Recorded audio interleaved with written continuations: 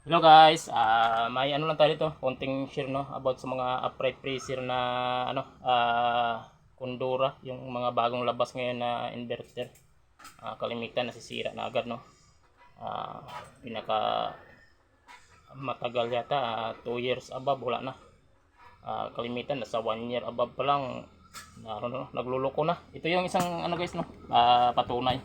Ito galing sa ano no, compressor. Yan. Compressor to ng this type freezer na mga Kondora. Ito yung ano nila no. Yan. Yan ang kanilang compressor na inverter. Subukan natin saksak guys. Malimit to nangyayari guys eh. Yan. Tapos monitor tayo sa amperahe. Hintayin lang natin guys sa gana. Yan. Parang mag-vibrate lang konti no, tapos wala na. Magkakaroon na siya ng amperahe konti tapos wala na. Tapos tingnan natin dito sa ano, sa board, magbi-blink na yan guys, yan. Yan no, may blink na siya no. Yan, bilangin natin guys.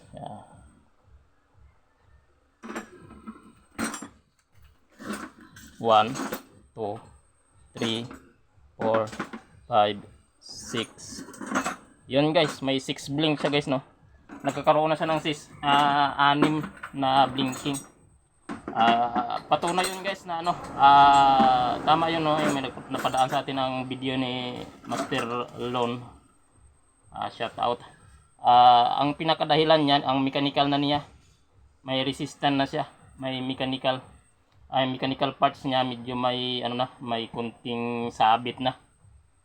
Kaya nagsi-6 blink ang board. Pero ano pa guys na, kung ano pa na may-ari, may diskarte pa man dito no para mapagana to. Pero ang iba mapagana, meron ding iba hindi na talagang palit ka na ng compressor. Pero ang iba na napapagana pa naman no. At halos tumatagal pa naman. Ito guys ito. Yan, palitan natin ng ito. Board to ng upright freezer. Sa mga ganitong unit to, yan, upright freezer na Kondora. Yan, diyan galing itong board na to. Try natin dito guys sa this type na compressor. Bunutin na natin.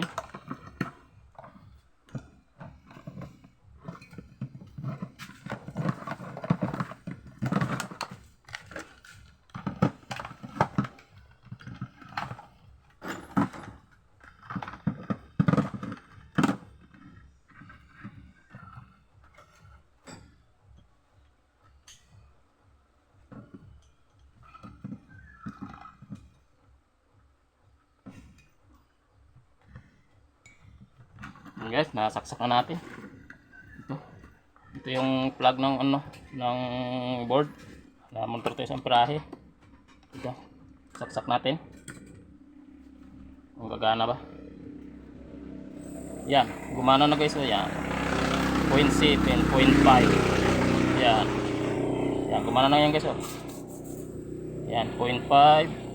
Gumana sa guys no, itong ang inverter compressor sa sa upright freezer na board. Yan guys no, ito kalimitan ginagawa ko sa mga this type freezer.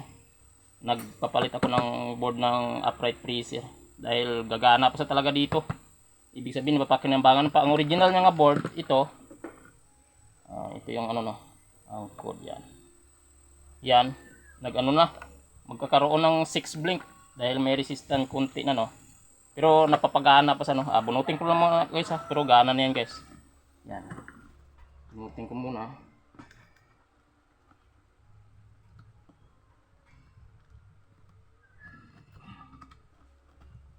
Yan guys. So, napapagana pa sa dito no. Ayan. Galing sa upright freezer na Kondora din. Yan guys no, may paraan kung sakaling gusto pa talaga ipaayos ng may-ari. Dahil warranty din. Minsan hindi rin masasabi na ang warranty makuha mo talaga no. Kung gusto talaga ipagalaw ng may-ari, yan. Ito ang pinakakadabi sa solusyon guys. Tested ko na to guys. Salamat.